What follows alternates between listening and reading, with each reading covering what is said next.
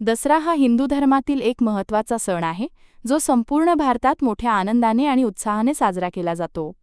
विजयादशमी असेही म्हणतात, कारण या दिवशी सत्याचा अस्त्यावर आणि चांगुलपणाचा वाईटावर विजय झाला अशी श्रद्धा आहे. दसरा हा आश्विन महिन्यातील शुद्ध दशमीला साजरा केला जातो. या सणामागे अनेक पौराणिक कथा आहेत. उत्तरेत रामाने रावणाचा वध करून सीतेची सुटका केली, म्हणून हा दिवस विजयाचा म्हणून साजरा केला जातो. दक्षिण भारतात आणि महाराष्ट्रात देवी दुर्गेने महिषासूर राक्षसाचा पराभव केला, म्हणून हाही विजयाचा दिवस मानला जातो. दसऱ्याच्या आधी नवरात्र हे 9 दिवसांचे व्रत व उपासना केली जाते. या दिवसांत देवी दुर्गेचे विविध रूपांनी पूजन केले जाते. नवरात्रात अनेक ठिकाणी गरबा, ढोल आणि भजनाचे कार्यक्रम होतात. दसऱ्याच्या दिवशी आपल्याकडे आपट्याची पाने एकमेकांना सोने म्हणून दिली जातात. यामागील अर्थ असा की आपण एकमेकांना समृद्धी, प्रेम आणि यशाची शुभेच्छा देतो. या दिवशी शस्त्रपूजन, वाहनपूजन आणि व्यवसायात नवीन सुरुवात करणे शुभ मानले जाते.